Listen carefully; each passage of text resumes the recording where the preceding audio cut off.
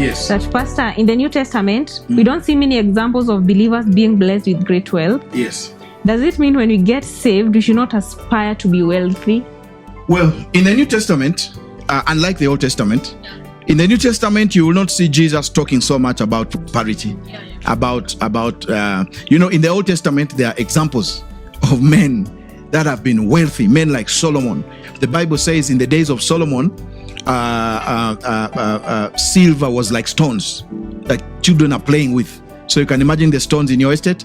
That's how silver was so abundant. Silver was nothing in the days of King Solomon. But don't forget, before God prospered Solomon, what happened? Before he prospered him, Solomon first loved him.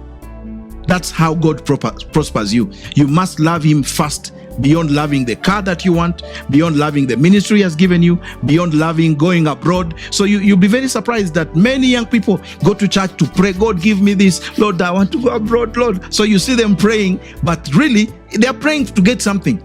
There are very few people who pray to just love Jesus, when just worshiping and say, Lord, I want to know you. I'm going to church today. I want to know you and to know your word and to understand you. There are not many. Once you can get that the reason first I need to fellowship with God is to love him and to know his ways. Once you get that, is it wrong to pray to go abroad, to pray to get a new car? It's not wrong, but that should not be the first prayer you pray.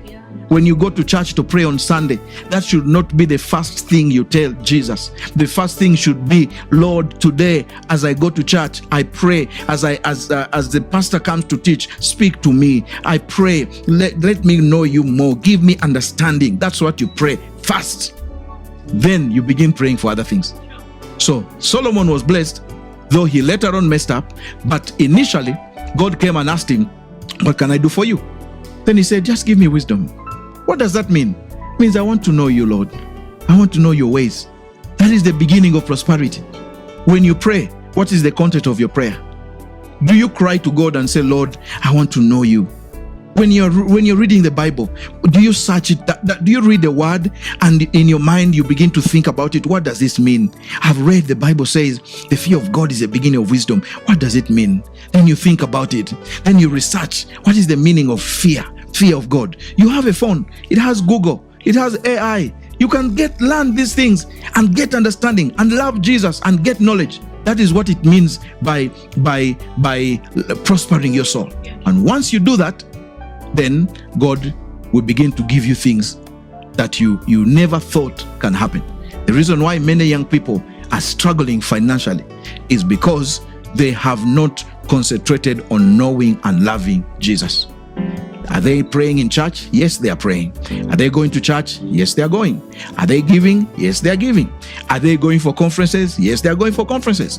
Are churches being packed by young people? Yes, they are. But bottom line is, many of us, we are going to church to pray to get something.